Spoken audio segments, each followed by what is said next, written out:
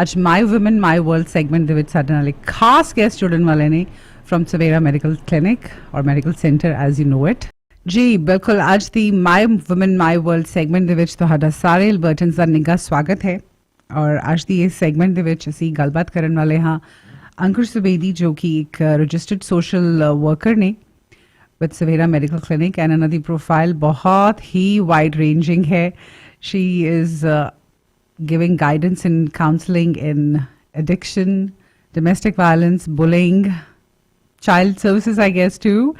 And without further delay, let's welcome Ankur Subedi. Ankur Subedi, welcome to the Neeti Tillo Show. Welcome to My Radio 580 AM. Thank you so much, Neeti, for such a kind introduction. No, thank you so much for your kind work. I must say that. It's a complete honor to have you in the show. Thank you. And first things first, how was the vacation? It was good. It was good? It was really rejuvenating, but I had to come back to reality. Yes. So still taking my time to get into, I guess, reality, but so far so good. That's great. And I think when I was talking to Dr. Olak, he told me that you're from Nepal, right? Yes. So agar mujhe hi hello bolni hai Nepalese mein, that's what you say, the language. So how do I say it? Namaste. Namaste? Really? It's Yes. close. Ji. Arey baba. And no particular dialect, kuch nahi.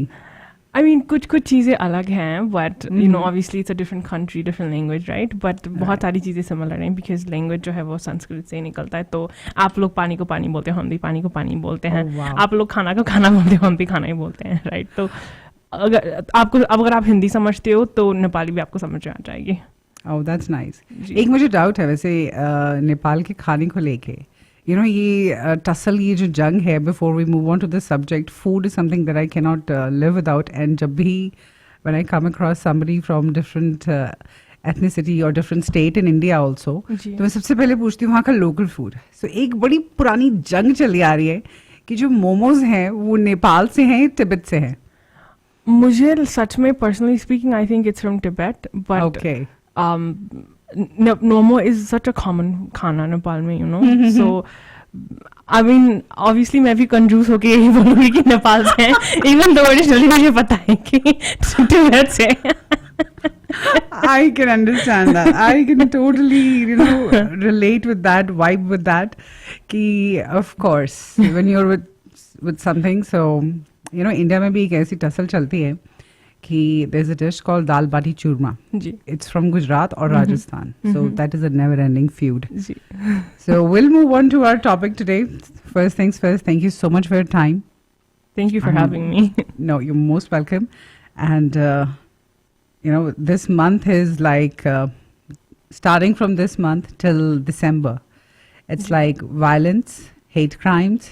The focus is completely on this one. Ji. So this month is recognized as the Family Violence Prevention Month in Alberta. Ji. And until last year, whatever the data showed, Alberta it's not a matter of pride कि Alberta जो है वो top की 3 provinces में आता है हाँ Canada में जी। in family violence. हाँ जी। So please share some information. What is family violence? Is it restricted to किसी एक gender के ऊपर है, male, female, ji. or some particular age group is a higher victim of family violence? I don't think ये कोई gender specific है, you no, mail के साथ भी हो सकता है, फीमेल की भी हो सकता है। ये मैंने अपने करियर में ऐसा देखा ज़रूर है कि फीमेल्स के साथ ज़्यादा हुआ है, Okay. But that doesn't mean कि मेल्स के साथ नहीं हुआ। मेल्स के साथ होते हुए भी ऐसे क्लाइंट के साथ भी मैंने काम किया है।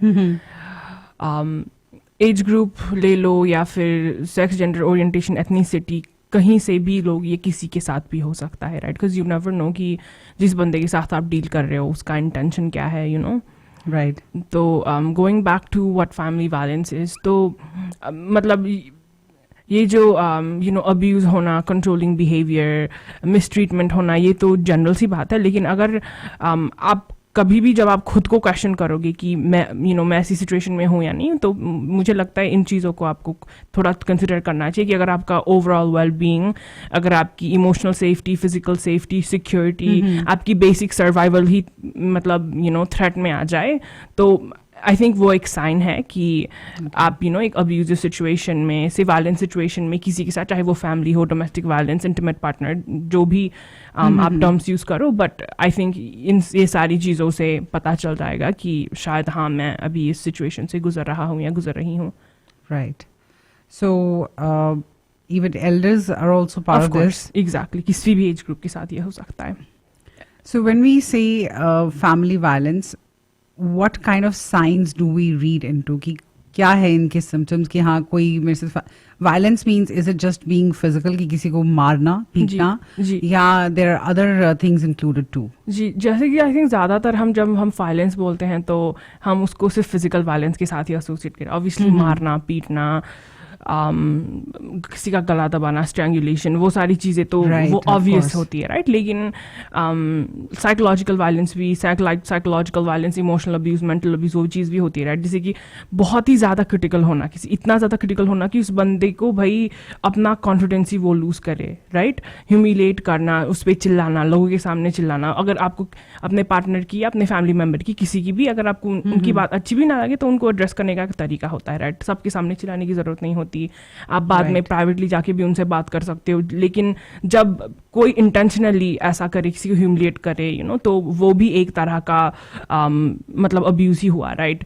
और जैसे कि अगर आपका पार्टनर या फिर आपकी फैमिली मेम्बर, जब आप अपनी चीज़ों को एक्सप्रेस करने की कोशिश करो, अपनी फीलिंग्स को एक्सप्रेस करने की कोशिश करो, या तो वो आपको गैस लाइट करे सिंपल से टर्म में, या तो वो आपको कंप्लीट मतलब पूरी तरह से डिसमिस ही करे, या तुम तो ड्रामा कर रही हो, तुम तो कर रहे हो या कर रही हो, या फिर इतनी छोटी सी बात के लिए भी तुम, मतलब इतनी छोटी सी बात को भी तुम जाने नहीं दे सकती, ऐसी ऐसी चीज़ें, राइट. और जब हमारे डे टू डे में जब ऐसा होता है, हमें रियलाइज भी नहीं होता कि हमें कोई डिसमिस कर रहा है, राइट. हमें पता नहीं चलता. say that कि इन चीज़ों को हम कहते हैं कि चलो उसने वैसे ही कह दिया होगा, उसका पूरा दिन अच्छा नहीं गया होगा हस्बैंड का. वही तो. So बच्चों को भी हम समझा देते हैं कि हाँ पापा must have had a tough day, long day, so he just said it. वही तो.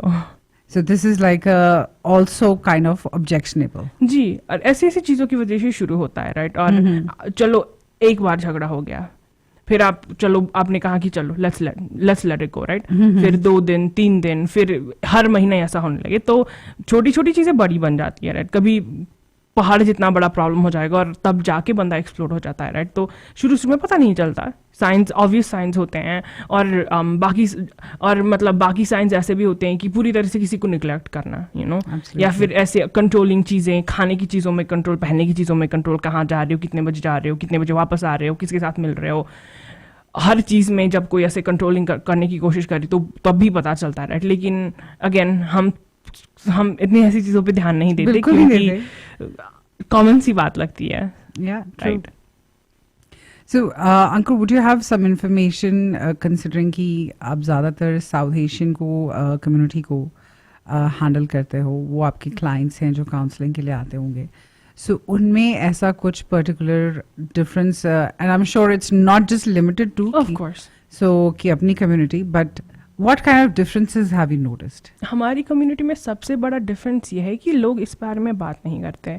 और मैं इसलिए बोल रही हूँ क्योंकि जैसे कि हम जब बैक होम से यहाँ तक आते हैं तब हमारे एम्बिशंस बहुत हाई होते हैं, right. We don't come here to just एक डिग्री ले लिया या फिर एक जगह पे पूरी जिंदगी ऐसी जगह पे हमारा वैसा नहीं होता. I mean obviously there will be exceptions, right. लेकिन मोस्ट ऑफ द लोग हम यहाँ पे बड़ी बड़ी पोस्ट में जाना चाहेंगे, हमारी एजुकेशन अच्छी होनी चाहिए, हम अपना बिजनेस खड़ा करना चाहेंगे, राइट. तो फिर उस वजह से हम जितना आगे जाना चाहते हैं, जितना ऊपर जाना चाहते हैं, हमारे लिए ये बहुत बड़ी बात है कि लोग क्या सोचते हैं. क्योंकि बड़ी बड़ी पोजीशन में जा रहे तो हम चाहते हैं कि हमारी इज्जत बरकरार रहे, हमारी इज्जत अच्छी हो, राइट. तो उस वजह से हम सोचते हैं कि हम उस बात में बहुत ज़्यादा फोकस करते हैं कि लोग क्या सोचते हैं. तो अगर मैं मुझे थोड़ी सी भी चलो एडिक्शन का इश्यू है, चलो मेंटल हेल्थ का इश्यू है, या फिर चलो डोमेस्टिक वायलेंस, फैमिली वायलेंस जो हमारी फैमिली हो रहा है, तो हम इसके बारे में बात नहीं करना चाहेंगे क्योंकि लोगों को पता चल जाएगा, राइट. तो लोगों को पता चलने के बाद हमारी इज्जत क्या हो जाएगी, राइट. ये क्या सोचेंगे, वो क्या सोचेंगे, हमारे सर्कल में लोग क्या सोचेंगे. तो सबसे ज़्यादा मुझे ऐसा लगता है, और ये सिर्फ मैं अपनी एक्सपीरियंस के बेसिस में बोल रही हूँ, कि लोग बहुत ज़्यादा सोच रहे हैं दूसरों के बारे में. उस वजह से और मैं इस प्रोफेशन में हम यहाँ पे बैठ के लोगों को बोल नहीं सकते कि आप ये कर रहे हो तो ये सही है या गलत है, राइट. क्योंकि आप लोग किस बंदे की अपनी लाइफ है तो वो अपना जजमेंट यूज करके खुद ही राइट, पर कभी कभी आप हम अपना मतलब ऐसे फंसे हुए हैं होते हैं इमोशनली, हम ऐसे नम हुए होते हैं, ऐसे फंसे हुए होते हैं कि हम जो एक चीज़ों को जज करने की जो हमारी एक क्षमता होती है, जो एबिलिटी होती है, हम उसको लूज कर देते हैं राइट। राइट, ये पता लग गया कि इसके साइंस क्या हैं, हाँ जी, फैमिली वायलेंस, एंड उसमें ब्रॉडर सेंस में कि क्या क्या इंक्लूड होता है। हाँ जी। सो भाई इसके बारे में करना क्या है? पहली बात तो इस क्वेश्चन को मैं ऐसे शुरू करना जवाब मैं ऐसे शुरू करना चाहूँगी कि ऐसा नहीं कि हेल्प अवेलेबल नहीं है, बट आई थिंक हमारे सिस्टम में भी it's still a work in progress right, चीज़ें Yes. परफेक्ट नहीं है, देयर स्टिल गैप्स जो हमें हम एड्रेस करते आ रहे हैं, जो अभी भी करनी बाकी हैं, और बहुत सारी चीज़ें मतलब प्रोग्राम्स, एडिक्शन से मेंटल हेल्थ, डोमेस्टिक वायलेंस, मतलब अभी भी चीज़ें खुल रही हैं, न्यू प्रोग्राम्स ओपन अप हो रही हैं, तो ऐसा नहीं है कि हेल्प अवेलेबल नहीं है, बट आई स्टिल पहली बात तो ये कि सिस्टम में अभी भी थोड़ा बहुत गैप है राइट। सो अगर आप अपने आप को इस सिचुएशन में पाएँ, अगर आपको ऐसा लगे कि चलो मैं domestic violence, intimate partner violence, family violence situation में हूँ, ऑब्वियसली अगर आपकी ये इमीडिएट इमरजेंसी की बात है, आपकी फिजिकल सेफ्टी की बात है, तो पहली बात तो आप प्लीज़ 911 फ़ोन करिए, क्योंकि आप अकेले नहीं हैं। Please don't ever think your alone. 911 phone करिए। उसके बाद के स्टेप्स अगर आपको पता भी नहीं होंगे तो जैसे कि अगर आपने 911 फ़ोन कर लिया तो उसके बाद जैसे कि पुलिस आपके बचाव के लिए आपके घर आ जाएगी राइट। तो अगर आपको उसके बाद के स्टेप्स पता भी नहीं होंगे, तो मैंने डोमेस्टिक वायलेंस शेल्टर्स में काम किया है। हम जब वहाँ पे काम करते थे तो पुलिस से भी हमारी इंक्वायरी होती थी, पुलिस फ़ोन करके पूछते थे कि आपके शेल्टर में स्पेस है या नहीं, फिर ये इस बंदे को इमिटेंट डेंजर से ये बंदा गुजर रहा है, इसको अभी के अभी स्पेस चाहिए, तो वैसी चीज़ें वैसे क्लाइंट्स को हम ज़्यादा प्रायोरिटाइज करते थे राइट। तो शेल्टर्स अवेलेबल हैं, और शेल्टर में डिपेंडिंग ऑन आप कौन से शेल्टर में आप हो, कुछ शेल्टर्स में 3-4 महीने तक भी लोग लोग रुकते हैं, और कुछ शेल्टर्स में 1 महीना होता है, कुछ शेल्टर्स में 3 हफ्ते होते हैं। लेकिन जब भी आप शेल्टर्स में होते हो ना, वो आपको इमरजेंसी प्रोटेक्शन ऑर्डर के लिए हेल्प करते हैं। अगर आप फाइनेंशियली स्ट्रगल कर रहे हो तो आपको इनकम सपोर्ट के लिए हेल्प करते हैं। अगर आपके बच्चे हैं, तो जिस शेल्टर में मैं काम करती थी तो उन लोगों ने अपने एरिया के स्कूल के साथ पार्टनरशिप की हुई थी तो आपके बच्चे उनके बच्चे भी चलो वो स्कूल जाते थे राइट। तो फाइनेंशियल लेवल पे, इमोशनल लेवल पे वो हर तरह से सपोर्ट करते थे राइट। तो ऐसी चीज़ें भी हेल्प भी अवेलेबल है।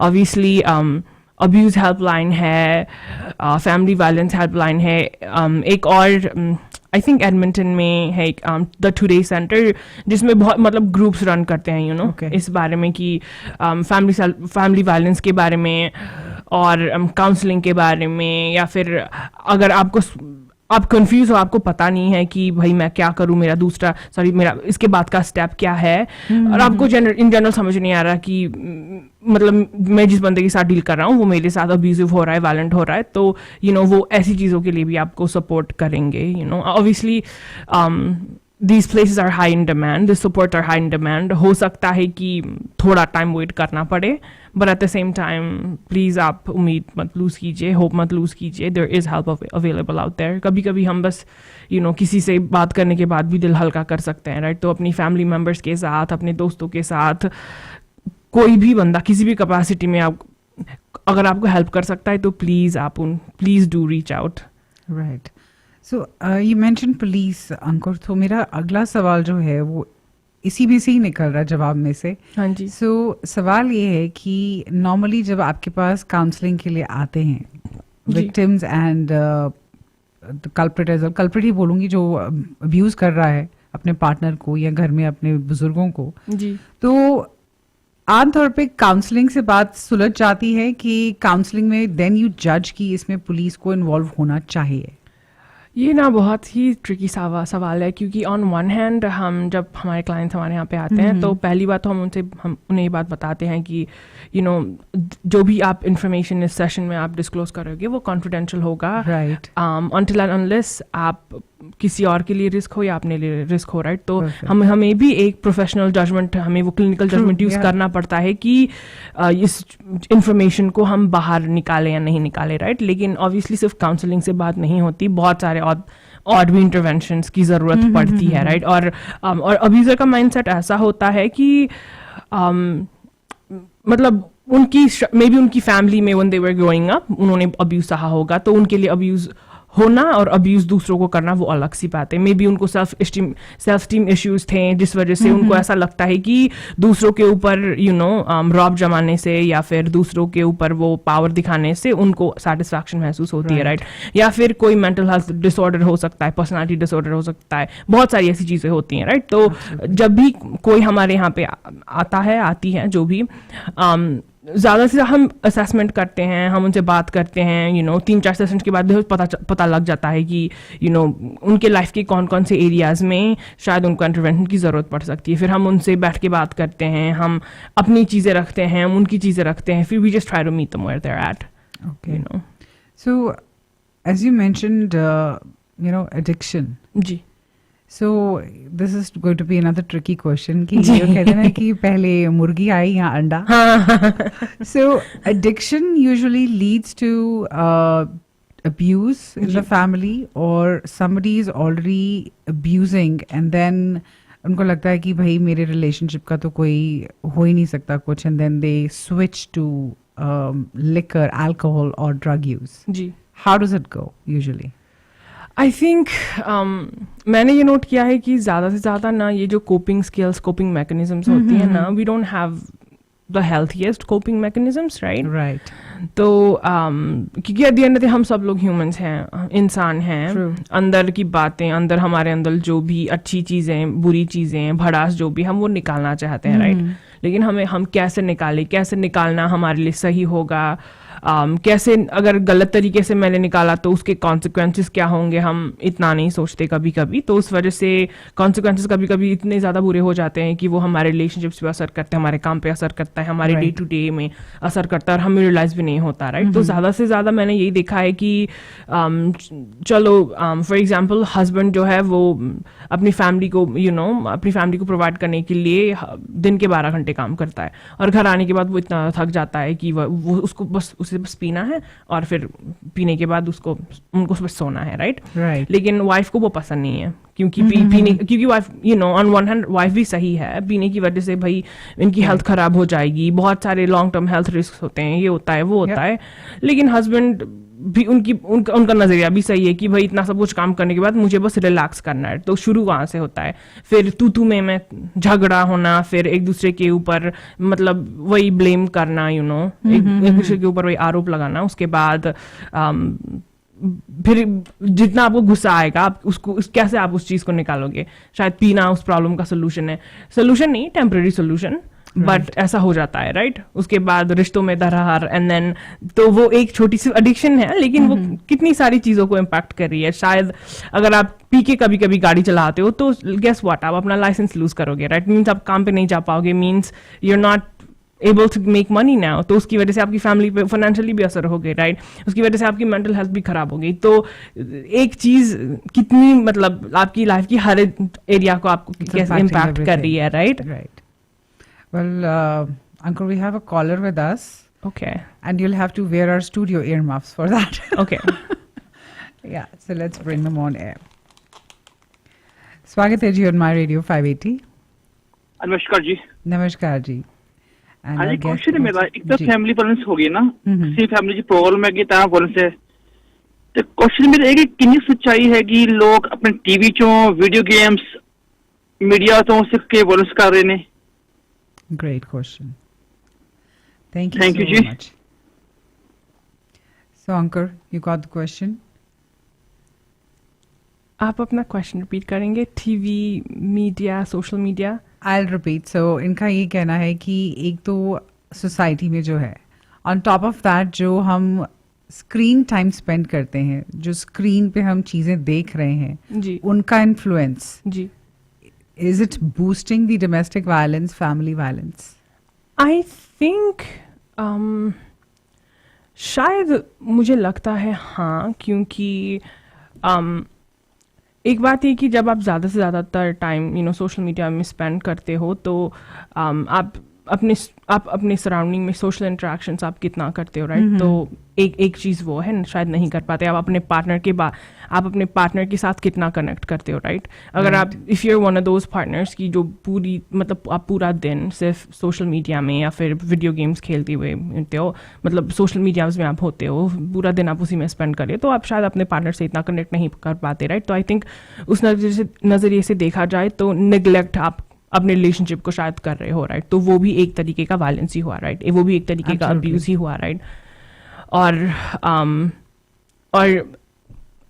एक चीज़ ये है कि सोशल मीडिया में स्पेशली आज तो भाई टिकटॉक हो गया, इंस्टाग्राम हो गया, ज़्यादा से ज़्यादातर मतलब लोग वहीं से सीखते हैं।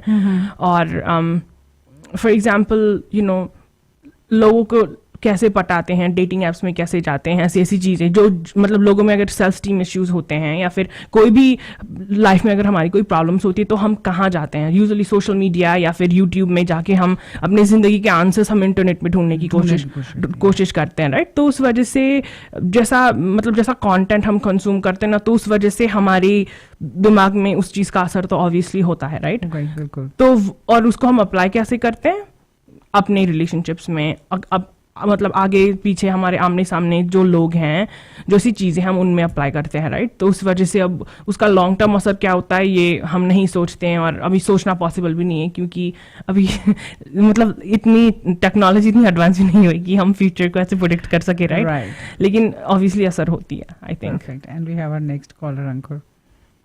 स्वागत है जी ऑन माय रेडियो 580। सत श्री अकाल नीति जी, गुड इवनिंग। और गुड इवनिंग जो है आपके कॉलर इनके साथ। जी, you are welcome Varun, thank you so much. मेरा इनके साथ एक ना 2-3 सवाल है, मैंने अपने पेपर पे लिखे हुए हैं क्योंकि ये मेरा सबसे फेवरेट टॉपिक है, डोमेस्टिक वायलेंस। और मैं खुद इसका शिकार हुआ हूँ और मैंने खुद इसके ऊपर मैं आए दिन बात करता रहता हूँ। मेरे को ये पूछना है, हम लोग इंडिया, नेपाल, पाकिस्तान, बांग्लादेश और साउथ एशिया के जो भी आसपास की जो कंट्रीज हैं, जब हम लोग आपस में सपोज करते हैं, मैं और मेरी वाइफ है, अब वो मेरे को कह रही है वरुण यार ये खाना खा ले, अगर उसकी टोन थोड़ी चेंज है, ठीक है, बट हस्बैंड वाइफ में बहुत प्यार है, बहुत अटैचमेंट है जी। अगर कोई एक बंदा आवाज रेज कर रहा है तो क्या वो डोमेस्टिक वायलेंस है? वो आई वुडंट एसेंशियली से कि वो डोमेस्टिक वायलेंस है, लेकिन मुझे ऐसा लगता ज़रूर है कि ऐसी चीज़ों को ना हमें समय रहते हमें एड्रेस कर लेना चाहिए, राइट? क्योंकि जैसे कि अगर आज उन्होंने अपनी आवाज़ थोड़ी ऊपर करके आपसे बात की, राइट? लेकिन अगर ये हर रोज़ की प्रॉब्लम होने लगी तो फिर, और इस बारे में कोई बात नहीं हुई है, चल छोड़ो जाने दो, ये कोई बड़ी बात नहीं, इसका मूड स्विंग तो होता रहता है, या फिर ऐसी थॉट्स की वजह से अगर हम ऐसी चीज़ें सोच के उस चीज़ों को ऐसे मतलब मुद्दों को अगर हम इग्नोर कर दें तो फिर वो छोटी सी बात भी बड़ी चीज़ बन जाती है, राइट? तो फिर जब आपके बड़े बड़े मुद्दे, जब आपकी बड़ी बड़ी चीज़ें आप अपनी पार्टनर के साथ डिस्कस करना चाहोगे, तब आप इमोशनली आप कैसे ओपन अप हो पाएगी? क्योंकि उनका जो टोन ही है वो आपको पसंद नहीं आता, तो फिर आपको इस बात का डर होगा कि भाई मैं वो इमोशनल सेफ्टी अगर आपको उनके साथ फील नहीं होगी तो फिर आप उनसे कैसे बात कर पाओगे, राइट? तो आई वुडंट एसेंशियली से कि वो वायलेंस है, लेकिन उस चीज की वजह से शायद रिलेशनशिप में दरार जरूर आ सकती है। आपको छोटी सी मैं बात बताता हूँ, हमारे इंडिया, नेपाल में खासकर लोग हमेशा जो हमारी मदर्स होती हैं, हमारे फादर्स होते हैं जी, मैंने नेपाल गोरखा रेजिमेंट के साथ, ब्रिटिश गोरखा के साथ काम किया है जी, और I speak some language and I know about the culture जी। वो तो इतने हम्बल होते हैं, बट उनका प्यार करने का तरीका पता है कैसा होता है? अब मैं जैसे होता था, मैं सबसे छोटा होता था तो मेरे को आवाज मारते थे, ओए वरुण, ओए इधर आ। तो अब मेरा होता था कि मैं इसको कैसे लेके जाऊं जी। अब मैं उस गाय को सोचूं कि वो मेरे को गुस्सा कर रहा है कि वो मेरे को प्यार कर रहा है। वरुण जी, शुक्र कीजिए कि वो आपको ओए वरुण कहते थे। पंजाबियों का जो एक बड़ा जोशीला प्यार करने का तरीका है ना, और खोते थे पुत्र थे आप। शुक्र करिए कि वो नहीं बोला आपको जी। बिल्कुल बिल्कुल, क्योंकि ना हम लोग इस चीज के आदी हैं, हमें वो प्यार लगता है। बट इन कंट्रीज में, अब मैं बताता हूँ, मैं मुद्दे पे आता हूँ, इन कंट्रीज में इस चीज का जो आई एम सॉरी कि जो भी है इस चीज का नजायज फायदा उठा लेता है और एक बंदे की जिंदगी खत्म हो जाती है, क्योंकि वो, और इस चीज को ना सिर्फ इसी कंट्री के अंदर देखा जाता है। हमारी कंट्रीज में हमारी दादी है, नानी है, कभी भी मैंने मतलब हमने कभी सुना ही नहीं डोमेस्टिक वायलेंस होता क्या है। जी घरों में हमने देखे हैं, जी माँ बाप में झगड़े होते हुए देखे हैं, आर्ग्यूमेंट देखी है, जी बट थोड़ी देर के बाद आ जाओ जी तुसी खाना खा लो, खाना लाता, अच्छा मैं आ रहा। जी तो like this is also a healthy thing, ये भी एक हेल्दी थिंग है। जी अब अगर हम छोटी सी बात में, क्योंकि मैंने यहाँ पर देखा 90% हमारी एशिया की जो लड़कियां हैं इस चीज का नाजायज फायदा उठा रही हैं, जी जो कि यहाँ की गवर्नमेंट को पता है, जी बट वो करना कुछ नहीं चाहती। जी मैं इसका खुद एक विक्टिम हूँ।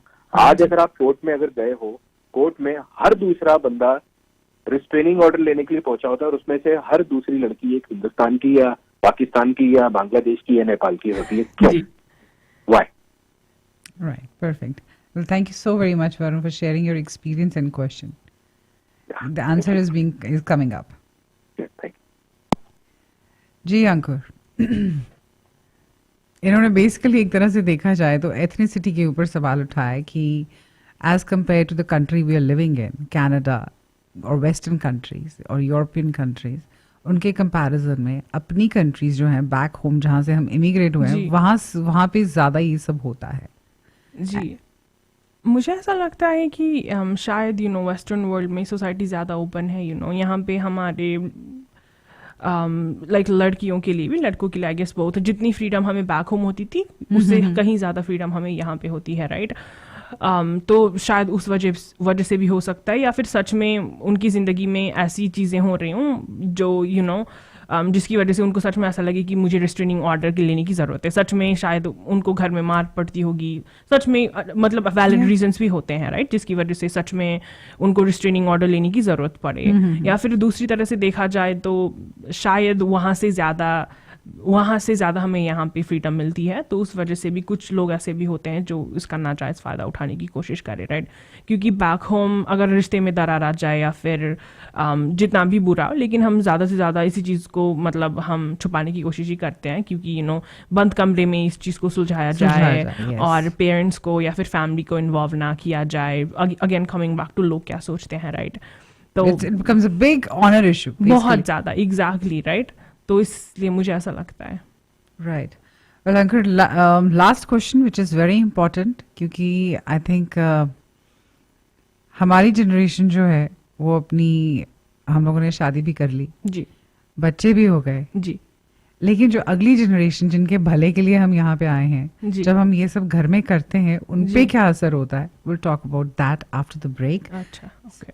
सो Ankur, last segment is going to be, ये एडल्ट्स के मसले हो गए जी, उनके बीच जो होना है वो हो रहा है, चल रहा है या होके खत्म हो गया आफ्टर काउंसलिंग जी। What is the impact on the children? I think children जो वो मेजर है, तो पहली बात तो जब आप अपने घर में अपने पेरेंट्स को लड़ते हुए देखते हो तो फिर उसमें, क्योंकि बच्चे जो होते हैं वो खाली पन्ने की तरह होते हैं, राइट, और उन पे आप जो भी लिखोगे कहानी वैसे आगे बढ़ेगी, राइट। एब्सोल्युटली। तो अगर आप घर में झगड़ते हो तो उनके लिए झगड़ा करना नॉर्मल सी बात है, उनके लिए जेलस होना नॉर्मल सी बात है। अगर वो अपने पेरेंट्स को पावर स्ट्रगल में हमेशा मतलब भिड़ते हुए, हमेशा झगड़ते हुए देखते हैं तो उनके लिए वो करना आम सी बात है, हो जाती है, राइट। और क्या हम अपने बच्चे को ऐसे बड़ा करना चाहेंगे? Probably not. इमोशनल और मतलब जब घर, क्योंकि बच्चों की नीड्स होती हैं, राइट, और उनको अगर हम हेल्थी तरह से हम उनको अगर बड़ा करना चाहेंगे तो फिर उनको एक हेल्थी इन्वायरमेंट देना ज़रूरी है। तो अगर आप एक दूसरे से घर में लड़ते भी हो तो जब आप घर में माफ़ी मांग लो एक दूसरे से, तो आप ये बिहेवियर रोल मॉडल कर रहे हो कि हाँ, झगड़ा करना नॉर्मल सी बात है, लेकिन उसके बाद एक दूसरे को सॉरी बोलना भी ज़रूरी है, राइट। वो इमोशनली विथड्रॉ हो, शायद इमोशनली विथड्रॉ हो जाएंगे, डिस्कनेक्टेड हो जाएंगे, आपसे अपने इश्यूज़ के बारे में बात नहीं करेंगे। लेकिन अगर वो आपसे घर में, अगर आप उनको ये स्पेस नहीं दे सकते कि आप वो इमोशनली अपने आप खुल के अपनी बातें करें, तो वो कहाँ जाएंगे? वो बाहर जाएंगे। और जब वो बाहर जाएंगे तो वो किसके पास जाएंगे? पहला बंदा जो उनको थोड़ा बहुत कंफर्टेबल फील कराएगा, शायद वो उनके पीछे जा सकते हैं। उसके बाद there is obviously that opens up the door for other negative things, right. Exactly, so they are in a very vulnerable phase. Exactly, वो कहीं पे भी किसी के ऊपर भी लीन ऑन कर सकते हैं। एग्जैक्टली, क्योंकि जो चीज़ वो घर में नहीं, उनको नहीं मिलता, वो बाहर जाके ढूंढेंगे दोस्तों में। और अगर उनके मतलब और जिन दोस्तों को वो दोस्त मानेंगे, जरूरी नहीं कि वो अच्छे संगत वाले लोग होंगे, राइट। ट्रू। तो फिर क्योंकि बच्चों का बहुत क्रिटिकल पीरियड होता है, बहुत ज़्यादा क्वेश्चनिंग करते हैं, जैसे कि अब हम सब के घर में ऐसा होता है राइट, और वो बाहर वाला बंदा ऐसा कर सकता है तो हम ऐसा क्यों नहीं सकते। ये हर क्वेश्चन हर बच्चे ने अपने पेरेंट्स से पूछा होगा कि अरे मेरा दोस्त तो ये कर सकता है, मैं क्यों नहीं कर सकता, राइट। तो वो और बच्चे वही है, जो देखेंगे वो वही सीखेंगे, और बाद में हम किसको ब्लेम करें, खुद को ब्लेम करें कि हम झगड़ते थे इसकी वजह से बच्चे भी झगड़ रहे हैं, या फिर बच्चों को ब्लेम करें कि उनमें इतना ज़्यादा गुस्सा भरा है, राइट। तो ये जो इमोशनल सपोर्ट या इमोशनल प्रोग्रेस डेवलपमेंट जो बच्चों में होती है ना, ये सबसे इंपॉर्टेंट चीज़ होती है। और मुझे लगता है तो सबसे बड़ी चीज़ जो आई थिंक हमें सोचना चाहिए, थोड़ा फोकस करना चाहिए, वो इन चीज़ों में करना चाहिए। So you said कि माफ़ी मांग लेनी चाहिए, माफ़ी को लेके मेरी एक पर्सनल अप्रोच है जी कि अगर झगड़ा सबके सामने किया है जी, तो माफ़ी भी सबके सामने ही बहुत मांगनी। सही, एग्जैक्टली जी। सो नॉट दैट कि हाँ आपकी ईगो बीच में आ रही है जी। कि घर का बंदा जो है द जी। मेल ऑफ द हाँ हाउस, जी, so if he is abusing, मैं क्यों किसी से माफ़ी मांगूं, या जी। मैं बच्चे मुझसे उम्र में कितने छोटे हैं उनके सामने मैं माफ़ी मांगता हुआ कैसा लगूंगा। जी So that's why I think this is my personal approach. जी। And if you can verify how true it is. No of course it's absolutely true, right. क्योंकि सब अगर आप किसी की इंसल्ट भी करते हो, सबके सामने इंसल्ट करते हो, लेकिन अगर आप उनको प्राइवेटली जाके माफी मांगे तो पर जो बंदे उन्होंने मतलब जिन लोगों ने वो सारा तमाशा देख लिया, उन्होंने तो देख लिया ना, वो अपने हिसाब Exactly. से। लेकिन अगर आप में इतनी हिम्मत है कि सबके सामने जिन लोगों के सामने आपने मतलब झगड़ा किया या फिर चिल्लाए, जो भी आपने किया उनके सामने माफी मांगी, तो I feel like that makes you a better person, right. और जब ऐसी चीज़ें बच्चे देखेंगे तो वो ये भी सीखेंगे कि कोई परफेक्ट नहीं होता। हाँ, मुझे गुस्सा आ गया, मैंने उस गुस्से को गलत तरीके से निकाला, लेकिन बाद में मुझे ये भी रियलाइज़ हो गया कि जो मैंने किया वो गलत था और मैंने माफ़ी भी मांग ली, राइट। तो वो परफेक्ट नहीं होंगे, बट वो अच्छे you're setting your kids True, up yeah. for success, ऐसे, राइट। तो ऐसी सिर्फ मतलब उनको पैसों से उनका उनकी बेसिक नीड्स भर देना, वो सारी सिर्फ मतलब वो इम्पोर्टेंट नहीं है, राइट। उनको वो सही वैल्यूज देना, संस्कार देना जो हम बोलते हैं, राइट। ऐसी ऐसी चीज़ें सिखाना जिससे उनका कैरेक्टर स्ट्रांग हो। तो जब आपके बच्चे बड़े होंगे बाद में, तब वो ऐसी ऐसी चीज़ें मतलब वो यही याद करेंगे कि हमारे पेरेंट्स ने हमें कितना टाइम दिया था, जब हमें सच में when I really wanted to talk to someone, जब मुझे कोई स्कूल में बुली कर रहा था, तो क्या मैं इस चीज़ को मैं घर में अपने पेरेंट्स के साथ बात कर सकता हूँ या नहीं, ऐसी ऐसी चीज़ें को ही याद करेंगे, राइट। कोई ये याद नहीं करेगा कि हाँ इन्होंने तो मुझे भाई आईफोन खरीद के दिया था and all that, what I mean. Emotional चीज़ मतलब इम्पोर्टेंस ये होती है, right. So you mentioned bullying. And Family Violence Prevention Month का जो तीसरा वीक है, हाँ जी। it focuses on bullying. हाँ जी Events are being organized province-wide related to bullying. Ji And I have a major question related to that ji before we quickly wrap this interview up. कि bullying जब ये victims के बच्चे होते हैं in abusive families, जहाँ पे violence चल रही है, even if not physical, even verbal violence. Ji ji So बच्चे जब ये देखते हैं in your reading, in your counseling career, कि बच्चे ज़्यादातर bullying करते हैं और they are being bullied ऐसी families में से। आई थिंक बुलिंग वो होते भी हैं और करते भी हैं। Okay. तो लेट्स से फॉर एग्जांपल घर में उनको वो सब बुलिंग सह रहे हैं, राइट। तो जब आपके साथ होता है तो आपकी सेल्फ स्टीम कितनी लो हो जाती है, राइट। तो फिर आपका नेचुरल इंस्टिंक्ट क्या है एज अ ह्यूमन कि मैं अपनी I want to reach the highest level of self esteem, right. तो आप वो Right. कैसे करना चाहोगे? You look for opportunities to feel powerful, और वो आप कैसे करते हो? By bullying, of course. To by bullying others. मेरे साथ भी ये हुआ है, इट्स लाइफ, ये सबके साथ हो सकता है, राइट। क्योंकि जो आपके साथ होता है वही आपके लिए नॉर्मल है, तो जो आपके लिए नॉर्मल है वही आप दूसरे के साथ करते हो, राइट। तो आई थिंक कुछ लोग बुलिंग करते हैं क्योंकि उनके साथ भी ऐसा हुआ है। और अगर हम ऑब्वियसली इन मैटर्स में अगर हम we dive in even deeper, बहुत डीप से जाएं, तो इश्यूज इतने ज़्यादा निकलते हैं कि Oh yeah, of course. It's just मतलब इनके बारे में बात ही करना इट्स इम्पॉसिबल, कितनी सारी चीज़ें हैं। Yeah, I सोचने think के लिए। to all the listeners जो सुन रहे हैं, and I would just say this thing, and not just in Edmonton, they are listening to us throughout Alberta, कि यही कहूँगी, I think, I hope Ankur can correct me if I'm wrong, कि घर में अगर ज़रा सी भी कोई आवाज़ ऊंची नीचे होती है या फिजिकल वायलेंस चल रही है, तो घर में कोई तो इनिशिएटिव ज़रूर ले, कि घर में अगर पेरेंट्स वगैरह हैं साथ में तो they must take them for help, counselling and everything. Baki, I think Ankur will wrap this up beautifully as best she can because she is certified to do so. So, Ankur, your parting shot on family violence. Last message. अगर आप please ऐसी situation में हैं जहाँ पे आपको ऐसा लगता है कि कोई हेल्प अवेलेबल नहीं है और आप सब कुछ चुपचाप खामोशी में सह रहे हो, तो प्लीज़ आप ऐसा ना करें. Help is available out there. Obviously this world is imperfect. यहाँ पे जैसे मैंने शुरू में भी कहा, there is a lot of gaps to address. Perfect system नहीं है, बट प्लीज़ आप अपने आप को अकेला ना समझें. There is a help available out there. और आप प्लीज़ जो भी हेल्प आपको ऑफ़र हम कर सकते हैं या फिर जो भी अवेलेबल है आप उनको यूटिलाइज़ कीजिए. Thank you so very much Ankur, time निकालने के लिए. It was a very informative and candid chat and looking forward to this thing that our community raises its bars and they seek help in time. Thank you so much for having me on your show, Neeti.